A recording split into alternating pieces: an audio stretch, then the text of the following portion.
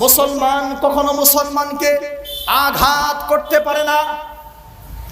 আজকে আমাদের বাংলাদেশের মাটিতে আমার মতো দাড়িওয়ালা, টুপিওয়ালা, লম্বা জুব্বাওয়ালা মুসলমানের নাম দিয়ে মুসলমানদেরকে পৃথিবীর মানচিত্রে কালো কালো হিসাবে, মুসলমানদেরকে পৃথিবীর মানচিত্রে টেরোরিস্ট হিসাবে প্রমাণ করার জন্য কোরআন এবং সুন্নাহর অপব্যাখ্যা দিয়ে কোরআন এবং সুন্নাহকে অসত্যভাবে মানুষের কাছে প্রকাশ করে মুসলমানকে মারছে।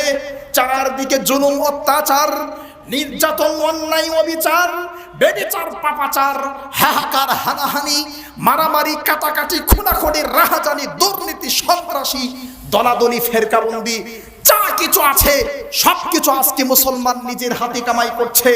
ইসলাম এটাকে কখনো পছন্দ করে না। মর্মে আমি আপনাকে বোঝাতে চাচ্ছি, একটু ভালো করে খেয়াল করেন। মানুষ হত্যা তো দূরের কথা, মুসলিম শরীফের হাদিস, আল্লাহর নবী বলেন, ইন্নাল্লাহ কাতাবা আলাইকুম, আল্লাহ তোমাদের জন্য আল ইহসান, মানুষ মানুষের উপর দয়া করবে, এটা আল্লাহ ফরজ করে দিয়েছেন। পৃথিবীর মানুষ শুনো, ফাইদা কাতালতুম ফাহসিনুল কিতলা, তোমরা যদি কোনো গরু ছাগল জবাই করো, গরু ছাগল জবাই করার সময় তার উপর দয়া করো, তাড়াতাড়ি করে জবাই করো। তার মানে ইসলাম সন্ত্রাসকে পছন্দ করে না। সহিহ বুখারীর 3019 নম্বর হাদিস, আবু হুরায়রা রাদিয়াল্লাহু তাআলা আনহু বলেন, রাসূল সাল্লাল্লাহু আলাইহি ওয়াসাল্লাম বলেছেন, করাসাত নামলাতুন নাবিয়্যা মিনাল আম্বিয়া, একটা পিঁপড়া কোন একজন নবীর পায়ে কামড় মেরেছে। ফা আমারা বিকারিয়াতিন নামলি, ওই নবী বলছেন অত্র গ্রামে যত পিঁপড়া আছে সব পিঁপড়াকে জ্বালিয়ে পুড়িয়ে দাও। ফাআওহাল্লাহু ইলাই, আল্লাহ নবীর কাছে ওহী করলেন, নবী আন করাসাতকা নামলা, আপনাকে একটা পিঁপড়া কামড় দিয়েছে, আহরাকতা উম্মাতাম মিনাল উমামি তুসাব্বি, কি করে আপনি সকল পিঁপড়াকে জ্বালিয়ে দেওয়ার আদেশ দিলেন?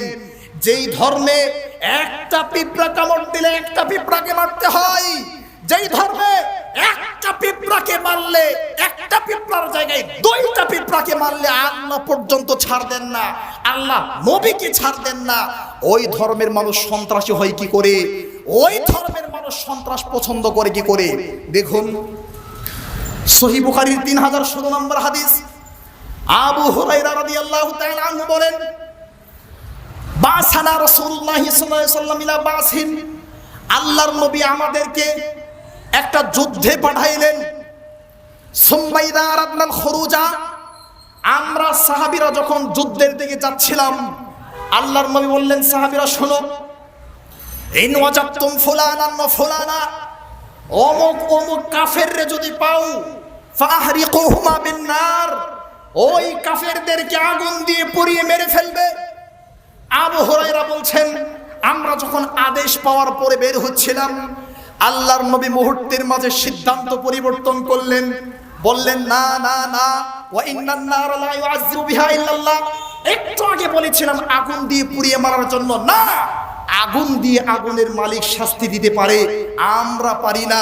না, ইন ওয়াজাদতুমুহুমা ফাকতুলুহুমা বিসাইফ, তাদেরকে যদি পাও তাহলে তরবারি দিয়ে মারো, আগুন দিয়ে মারো না। যেই ধর্মের সবচাইতে প্রিয় নেতা, সম্মানী নেতা বিশ্বনবী রাগের বশীভূত হয়ে প্রথমে আগুন দিয়ে পুড়িয়ে মারার আদেশ দিলেন, মুহূর্তের মধ্যে সিদ্ধান্ত পরিবর্তন করলেন, না, আগুন দিয়ে মারা যাবে না।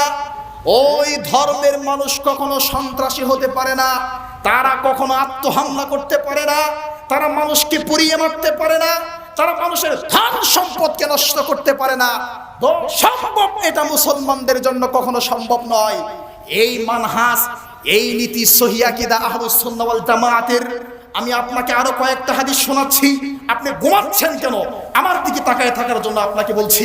তিরমিজির 1395 নম্বর হাদিস, তিরমিজির 1395 নম্বর হাদিস, রাসূল সাল্লাল্লাহু আলাইহি ওয়াসাল্লাম বলছেন, লা জাওয়ালুদ দুনিয়া আহওয়ানু আলাল্লাহি মিন কতলি রাজুলিন মুসলিম, একটা মুসলমানকে হত্যা করা মানে পৃথিবীকে হত্যা করা। একটা মুসলমানকে হত্যা করলে যেই পরিমাণ অন্যায় হয়, পৃথিবী ধ্বংস হয়ে গেলে তার চেয়ে কম হয়, আল্লাহর নবী বলেছেন। তিরমিজির 1395 নম্বর হাদিস।